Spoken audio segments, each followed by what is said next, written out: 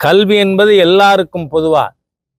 அதை தானமாக கற்றவர்கள் கற்றுக் கொடுத்தது எது? தானமாக கற்றுக் கொடுத்தார்கள். ஆகவே அந்த மாதிரியான ஒரு பாரம்பரியம் தான் சனாதன இந்து தர்மம். இதை இப்போ வேளச்சேரியில் சன்ஷைன் ஸ்கூலில் 1.5 லட்சம் 2 லட்சம் ஃபீஸ் வாங்கிட்டு ஸ்கூல் நடத்துகிறவன் இந்த சனாதனத்தை ஏற்றுப்பானா? ஏற்றுக்க மாட்டான். அதனால தான் சனாதன இந்து தர்மத்தை கொசு அழிக்கிற மாதிரி, டெங்கு மலேரியா கொசு மாதிரி அழிச்சுடணும்னு ஏன் பேசுகிறானுங்க? இந்த சனாதன ஹிந்து தர்மம் அவங்க நடத்துகிற ஸ்கூல் சிஸ்டத்துக்கு எதுனானது. நீ 1.5 லட்சம் 2 லட்சம் 4 லட்சம் மக்களை கொள்ளையடிக்கிற குடும்பம். இந்த சனாதன இந்து தர்மத்தை பற்றி இழிவா பேசிய உதயநிதி ஸ்டாலின் யாரு?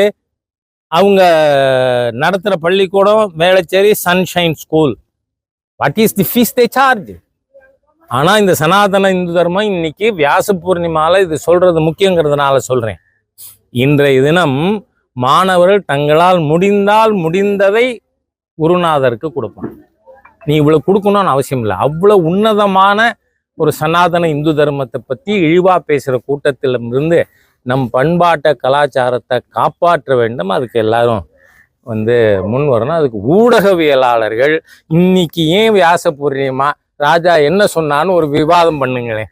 டாக் ஷோ நடக்கவே மாட்டேங்குது. அது நீங்கள் நடத்தணும்னு கேட்டுக்கொண்டு நான் சொல்ல வந்ததை முடிச்சுக்கிறேன். தமிழ்நாடு ஹிந்து தர்மத்துக்கு மிகப்பெரிய ஆபத்து வர காத்திருக்குன்னு அர்த்தம். நான் சொல்லல, அவர் பேசினது சனாதன இந்து தர்மத்தை அழிச்சுடுவேன்னு. அதனால நம்மளை அழிக்கிறேன்னு சொன்ன நபருக்கு அதிகாரம் வருமானால் ஹிந்து தர்மத்துக்கு, ஹிந்து மதத்துக்கு, ஹிந்து கோவில்களுக்கு ஆபத்து. அதனாலதான் இன்னைக்கு கூட தமிழ்நாடு முழுக்க ஹிந்து முன்னணி நடத்துகிற அரசே ஆலயத்தை விட்டு வெளியேறு என்கின்ற கோரிக்கைக்கான ஆர்ப்பாட்டங்கள் தடை செய்யப்பட்டிருக்கு. ஹிந்து விரோத ஸ்டாலின் அரசு. அதனால ஹிந்துக்கள் இதை புரிந்து கொள்ள வேண்டும்னு கேட்டுங்க. உதயநிதி ஸ்டாலின் அவர்கள் துணை முதலமைச்சராக வந்தால் காங்கிரஸ் பேரியக்கம் வரவேற்கிறது. அவர் சொல்றாருன்றதுக்காக அவர் வரக்கூடாதா? அவர் யார் தீர்மானிக்கிறதுக்கு? திராவிட முன்னேற்ற கழக சட்டமன்ற உறுப்பினர்கள் தீர்மானிக்கணும். எச் ராஜா தீர்மானிக்க கூடாது. அப்போ அரசியலமைப்பு சட்டம் என்ன சொல்லுது? பெரும்பான்மையான சட்டமன்ற உறுப்பினர்கள் யாரை தேர்ந்தெடுக்கிறார்களோ, மாண்புமிகு முதலமைச்சர் யாரை நியமிக்கிறாரோ அவர்களுக்கு பதவி பிரமாணம் செய்வது ஆளுநருடைய வேலை. இது அந்த கட்சி, அந்த ஆட்சி சம்பந்தப்பட்டது.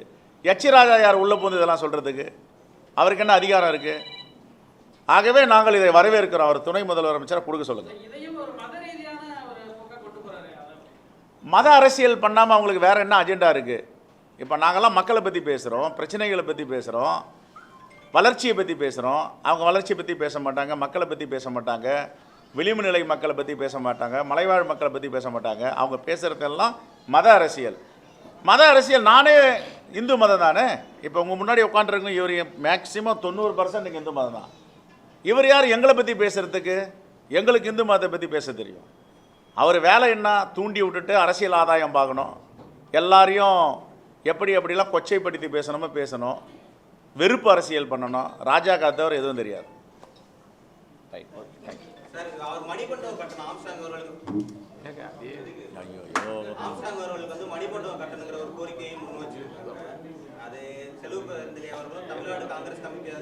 தாராளமாக செய்யலாம். அவர் ஒரு தேசிய கட்சியோட தலைவர், கண்டிப்பாக வலியுறுத்தும்.